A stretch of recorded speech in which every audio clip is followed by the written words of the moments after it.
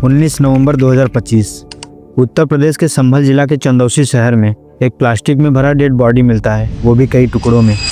लेकिन किसी को अंदाजा नहीं था कि 1 महीना पहले एक ऐसी घटना घट चुकी थी जिसका किसी को भनक तक नहीं था। अभी अभी मुस्कान से जुड़े नीले ड्रम वाले से उभरे ही थे कि तब तक ग्राइंडर वाला केस सामने आ गया। फिलहाल मुस्कान ने तो बॉडी के 16 पार्ट किए थे, लेकिन इसने तो सारी हदें पार कर दी। मैं इसे ग्राइंडर वाला केस क्यों बोल रहा हूँ, तो वीडियो के लास्ट तक जाते जाते आपको पता चल जाएगा कि मैं इसे ग्राइंडर वाला केस क्यों बोल रहा हूँ। तो हेलो दोस्तों, स्वागत है आप सभी का हमारे यूट्यूब चैनल मनीष अनकवर्स पर। यहाँ पर आपको वो केसेस देखने को मिलेंगे जो आपको अंदर तक झकझोर देंगे।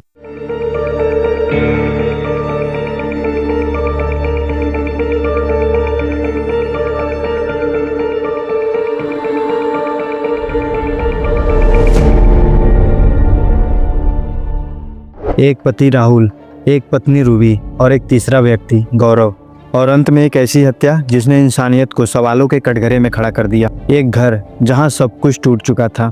क्यों? क्योंकि तीसरा पर्सन प्रवेश कर चुका था। जब भी किसी रिश्ते में कोई थर्ड पर्सन एंटर करता है तो रिश्ते में दरार आना तय है। रूबी और राहुल की शादी करीब 15 साल पहले हो चुकी थी। राहुल, जो कि पहले राजमिस्त्री का काम करता था, उसमें ज़्यादा मुनाफा नहीं हुआ तो उसने जूते की दुकान खोल ली। गौरव, जो कि घर से कुछ ही दूर पर रहता था। रूबी और गौरव के बीच राहुल की अनुपस्थिति में दोनों में ढेर सारी बातें होती थी, जिससे उन दोनों के बीच प्यार और बढ़ता गया। अब ऐसा होने लगा था कि दोनों मिलना जुलना भी शुरू कर दिए थे, और राहुल को इस रिश्ते के बारे में बिल्कुल भी भनक नहीं थी। वो जो दो प्रेमियों के बीच होता है, कुछ ऐसा बॉन्डिंग बन गया था उन दोनों के बीच। रूबी और गौरव ने मिलकर दोनों ने प्लान बनाया कि आज राहुल के जाने के बाद हम दोनों घर पे मिलेंगे। हालांकि वो रोज मिलते थे, बट संयोग से उस दिन राहुल अपने दुकान से बहुत पहले ही आ जाता है और रूबी और गौरव को आपत्तिजनक हालत में देख लेता है। गौरव तो उस समय भाग जाता है, लेकिन रूबी और राहुल के बीच इस बात को लेकर बहुत ज़्यादा बहस हो जाती है। दोनों में बोलचाल बंद हो गई। अब रूबी के पास 2 ऑप्शन थे। पहला, रूबी राहुल को मनाकर बात को यहीं खत्म कर देती, और दूसरा ये कि राहुल को हमेशा के लिए रास्ते से हटा दे। ऐसे सिचुएशन में सभी लोग दूसरा ऑप्शन चूज करते हैं।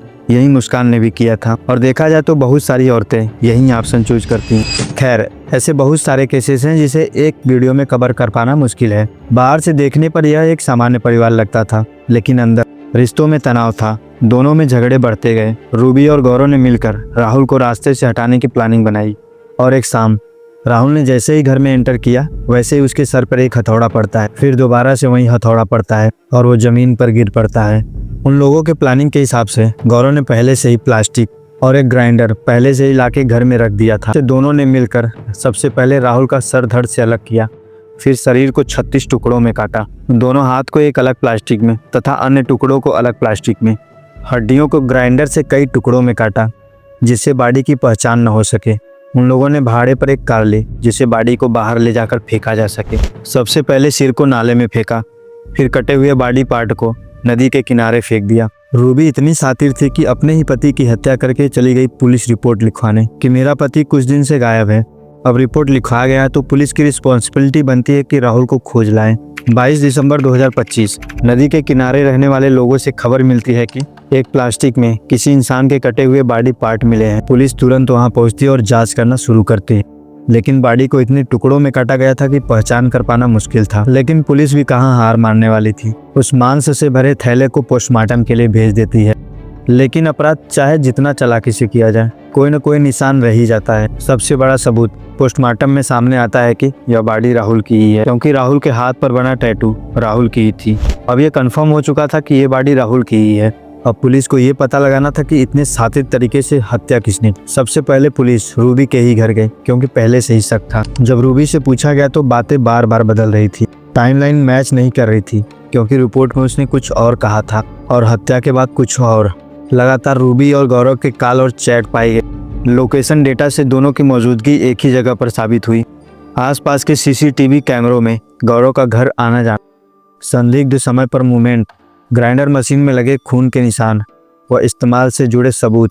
मोबाइल से डिलीट चैट को भी रिकवर किया गया। अलग अलग बयान में रूबी और गौरव एक दूसरे से उलट बयान देने लगे। जब सबूत सामने रखे गए तो पहले गौरव ने कबूल किया, फिर रूबी ने कबूल किया कि हाँ, हम दोनों ने मिलकर इस साजिश को अंजाम दिया।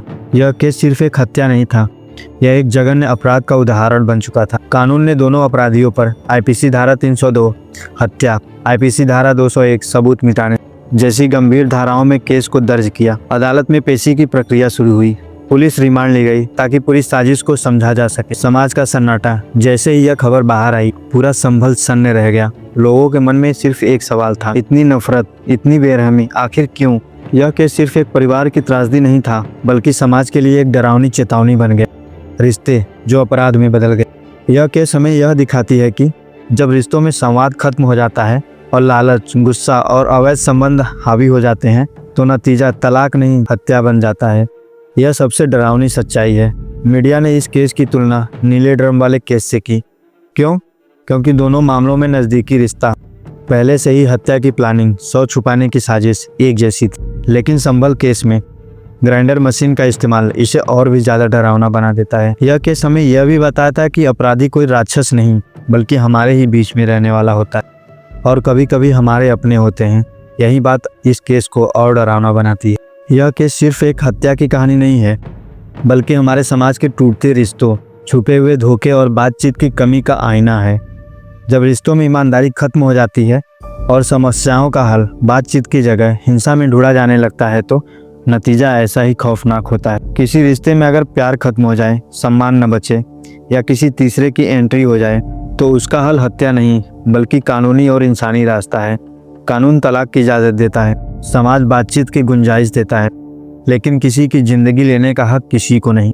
आज ज़रूरत है कि हम रिश्तों में खुलकर बात करें, शक और गलतफहमी को समय रहते सुलझाएं और गुस्से में लिए गए फैसले से बचें, क्योंकि एक गलत फैसला सिर्फ एक इंसान को नहीं, बल्कि एक परिवार को अलग कर देता है और पूरी जिंदगी को तबाह कर देता है। अगर समय रहते रिश्तों को संभाला जाता, अगर कानून का सहारा लिया जाता, तो शायद राहुल की जान बच सकती थी। दोस्तों, ये थी इस केस की पूरी स्टोरी, और यदि वीडियो पसंद आई हो तो वीडियो को लाइक और चैनल को सब्सक्राइब कर दीजिए। बाकी मिलते हैं अगले वीडियो में। तब तक आप अपना और अपने परिवार का ख्याल रखिए।